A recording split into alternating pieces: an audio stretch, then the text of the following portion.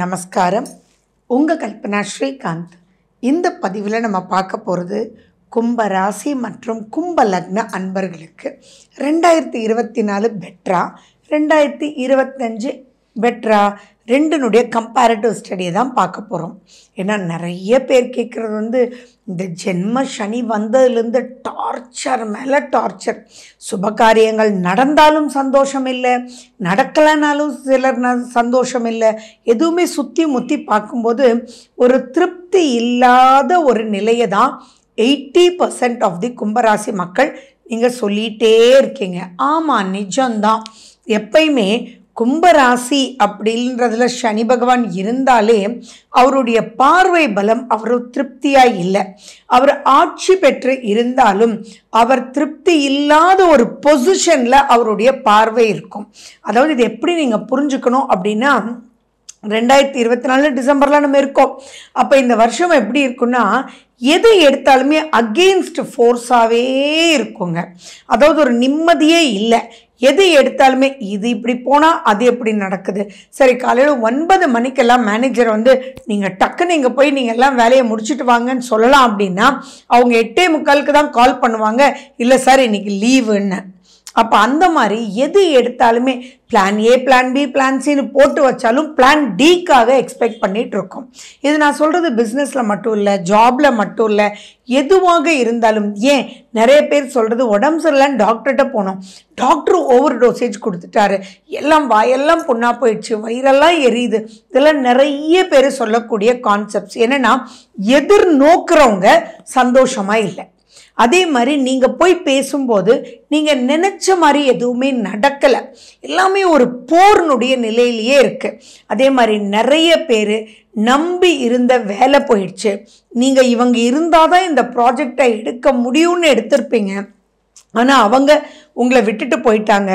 ரொம்ப வருஷமாக உங்ககிட்ட ஒர்க் பண்ணிகிட்டு இருக்காங்க, ஏதோ ஒரு சின்ன ஈகோ கிளாஷ்னால போயிட்டாங்க. இல்லை எல்லாமே பார்த்தீங்கன்னா உங்களால் உங்களுக்கு பிரச்சனைன்றதை விட மற்றவங்களால் உங்களுக்கு பிரச்சனை எதிர்பார்க்காத ரூபத்தில் அப்படின்றது நிறைய பேர் சொல்லிட்டு இருக்கீங்க. நிறைய பேருக்கு பண விரயம் அப்படின்றது ஆச்சு. சிலருக்கு அது சுப விரயமாக ஆச்சு, ஆனால் பலருக்கு தேவையில்லாத பிரச்சனையே ஆயிடுச்சு. அதே மாதிரி ரொம்ப அந்யோன்யமாக இருக்கக்கூடிய கணவன் மனைவிக்குள்ள கூட ஒரு சில பிரச்சனைகள் வந்து போனது சிலருக்கு. பலர் பிரிஞ்சிருக்கக்கூடியதை நம்ம பார்க்குறோம். அதே மாதிரி புரியவே இல்லை அப்படின்ற வார்த்தை அனைத்து கும்பராசி மக்களும் நீங்கள் சொல்கிறீங்க. அதே மாதிரி அறியாத பயம், புரியாத கவலை. நிறைய கும்பராசியில் இருக்கக்கூடிய யங்ஸ்டர் சொல்கிறது என்னென்னா, வேண்டாங்க கல்யாணமே வேண்டாங்க. அவங்க ஆப்போசிட்டில் இருக்கவங்களோட போய் பேசுகிறீங்க, நிறைய பேருக்கு நிச்சயம் நின்று போச்சுங்க.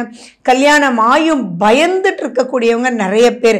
ஒன்றுமே புரியல, ஒன்றுமே பிடிக்கல, எதனால் அப்படின்ற மாதிரி தனக்குள்ள திருப்தி இல்லாத ஒரு நிலையில் போய் உட்கார்ந்துட்டு இருக்காங்க. ஏன்னா அந்த சனி பகவானுடைய பார்வை எல்லாமே ஒரு போர் நிலையில தான் போய் உட்கார்ந்துட்டுருக்கு.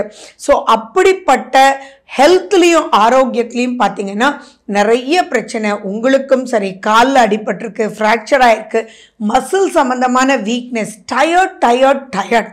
கும்பராசி மக்கள் சொல்கிறது எல்லாமே டயர்டாக இருக்குது, எழுந்திரிக்கவே முடியல, எதுலேயுமே ஒரு ஸ்போர்ட்டிவ்னஸ் இல்லை அப்படின்றதெல்லாம் நிறைய கும்பராசி மக்கள் சொல்லிகிட்டே இருக்கீங்க. அதே மாதிரி டிஃபிஷியன்சிஸ்குள்ளே மாட்டிகிட்டு இருக்கிறவங்க நிறைய பேர். இதெல்லாம் தான் 2024. இன்னும் சொல்லப்போனால் நிறைய பேர் எந்த ஒரு தொழிலுமே நடக்கலை, தொழிலை மூடிடலாமா அப்படின்ற ஒரு எண்ணத்தில் எனக்கு கேள்விகள் தொடர்ந்து வந்துட்டுருக்கு. இந்த 2024 நடக்கக்கூடிய விஷயங்களை மட்டும் மனசில் வச்சு நீங்கள் ப்ரொசீட் பண்ணிடவே வேண்டாம் அப்படின்றது தான் என்னுடைய தாழ்மையான வேண்டுகோள். அப்படி நான் சொல்லும்போது முதல்ல கேட்குறது என்ன தெரியுமா? போங்க மேடம், சனி இருந்த இடத்துக்கு ராகு வேற வராரு, இனி சனியினுடைய பாதிப்பே பத்தாது, இனி ராகு வேறையா, 7ல் கேது வேறையா, போச்சுடா, இனி ஏற்கனவே வார்த்தைகள் கேட்க முடியலை, இனி சண்டை சச்சரவு பெரிய லெவல் தான், என்ன வெடிக்க போகுதோ அப்படின்றது தான் கும்பராசி மக்கள் என்கிட்ட கேட்குற கேள்வி. நல்லா புரிஞ்சுக்கோங்க, நீங்கள் சொல்கிறதெல்லாம் நிஜம்தான், ஆனால் அப்படி இருக்க போகிறது இல்லை. இது வரைக்கும் நீங்கள் அனுபவித்தது ஜென்ம சனி. இப்போ அவர் பாத சனியா மாறுறார். சரி, சனிக்கு ஒரு விளக்கம் கொடுத்துட்டீங்க. அப்போ ராகுக்கு தோ தரேனே. ராகு வந்து உங்க மேலதான் வரார். ஆனா குருனுடைய பார்வை, உங்களுடைய 2ஆம் அதிபதி யாரு? உங்களுடைய லாபஸ்தானாதிபதி யாரு? குரு பகவான் ஆச்சே. அந்த குரு அந்த ராகுவை பார்க்க போறாரே. அப்போ என்ன பயம்? ஒண்ணுமே இல்லையே. அதனால கவலைப்பட வேண்டாம். பட் ஸ்டில் இந்த 2025ல் ரொம்ப எச்சரிக்கையா நீங்க இருக்கக்கூடிய 2 மாதங்கள் இருக்கு.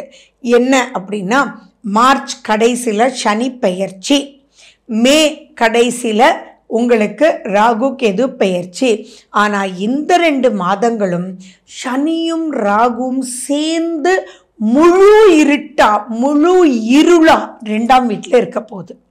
அப்போ நீங்க வாக்கில் கவனம், நாக்கில் கவனம். எது பேசினாலும் பிரச்சனையை வாவான்னு கூட்டிட்டு வந்துடுவீங்க. அந்த 2 மாதங்கள் உங்களை கண்டிப்பா உங்களுடைய ஃபேமிலி மெம்பர்ஸ் புரிஞ்சுக்க மாட்டாங்க. இருட்டிலிருந்து நீங்க பேசி பாருங்களேன், உங்களுடைய சவுண்டே வால்யூமே ஜாஸ்தியாக இருக்கும். அந்த மாதிரி ஏற்ற மாதிரி இருக்கிறவங்கள ஏன் கத்துற, ஏன் இப்படி பார்க்குற, ஏன் இப்படி வெறுப்பாக பேசுகிற அப்படின்ற மாதிரி பகைமைக்குள்ளே இருப்பாங்க. ஸோ முழு இருட்டு அப்படின்றது உங்கள் கண்ணுக்கு முன்னாடி இருக்க போது அந்த 2 மாதங்கள். ஸோ மார்ச் வரைக்கும் நீங்கள் இப்படி இருப்பீங்க. மார்ச்லேருந்து மே வரைக்கும் இன்னும் கொஞ்சம் எச்சரிக்கையாக இருக்கணும். ஏன்னா சனி ராகுனுடைய காம்பினேஷன்றது உங்களுடைய தனம், வாக்கு, குடும்பம், பணம், சந்தோஷம், லௌகீகம் அப்படின்றதுல இருக்கு. ட்ராவல்லையும் கொஞ்சம் நீங்கள் எச்சரிக்கையாக இருக்கணும். இது எல்லாமே மாறிடும் உங்களுக்கு மே மாதத்துக்கு அப்புறம். இப்போ நீங்கள் என்ன பண்ணணும்னா, உங்களுடைய சுய ஜாதகத்தை எடுத்து பார்க்கணும். அந்த 2 மாதங்கள் கூடாத அந்தரம் அல்லது கூடாத புத்தி, கூடாத திசைகள் நடந்துட்டு இருந்தா ரொம்ப எச்சரிக்கையா இருங்க. புதுசா எதுலையும் முதலீடு பண்ணிட வேண்டாம். அதே மாதிரி புது நட்பு, புது கூடா அமைப்பு, புது நம்புதல், புது பழக்க வழக்கம், இதில் எல்லாத்துலேயுமே எச்சரிக்கையாக இருக்கணும். ஆரோக்கியத்தில் ரொம்ப ரொம்ப ரொம்ப ரொம்ப எச்சரிக்கையாக இருக்கணும். அதே மாதிரி பேனிக்கிங் கண்டிஷன்ற மாதிரி எது வந்தாலுமே நீங்கள் கண்டிப்பாக 2-3 தடவை ஒப்பீனியன் வாங்கிக்காம அச்சச்சோ அப்படித்தான் சொல்லிட்டு தேவையில்லாத மருந்து மாத்திரைகளை சாப்பிட்டு தேவையில்லாத சர்ஜரி பண்ணி ஏண்டா இந்த சர்ஜரியை போய் பண்ணிங்க, இது பண்ணதுனால தான் இப்படி ஆயிடுச்சுன்னு கேட்குற அளவுக்கு அந்த 2 மாதங்கள் இருளினுடைய மாதமாக இருக்கு. எப்போ?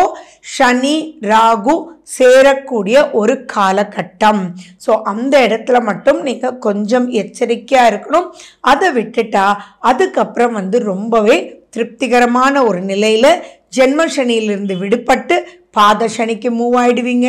அதே மாதிரி மே மாதம் குரு பகவான் மிதுனத்துக்கு மாறும்போது குரு பகவானுடைய டைரக்ட் ஆக்சஸ் உங்களுக்கு வந்துடுறதுனால கொஞ்சம் கூட பயமில்லை. உங்களையும் பார்க்குறார், உங்களுடைய லாபஸ்தானத்தையும் பார்க்குறார். அப்போ எந்த விதமான பயம் பாதிப்புகள் இல்லை.